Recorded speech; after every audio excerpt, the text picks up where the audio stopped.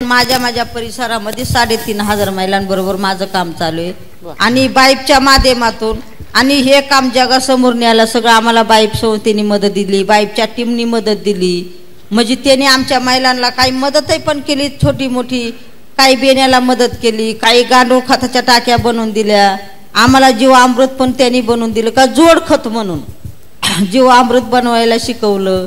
आणि आमचं बेणं म्हणजे आता माझ्या गावामध्ये माझं थोडं हे बेणं होतं, मग बाहेरून बाईपच्या माध्यमातून आता खूप मोठं जवळजवळ 400-500 200-300 जाती भाताच्या झाल्यात। माझ्या 16 जाती होत्या, पहिल्या 2 जाती नागलीच्या होत्या, 2 जाती वरेच्या होत्या, पण आता कमिटीच्या मार्फत खूप मोठे एक कळसुबाई संवर्धन म्हणून आम्ही समिती स्थापन केली तिथं आणि त्या कमिटीच्या मार्फत आता बी पण भरपूर, मग काही ठिकाणी भाताची बँका केली, काही ठिकाणी वालघेवडीची केली, काही ठिकाणी कंदमुळांची केली।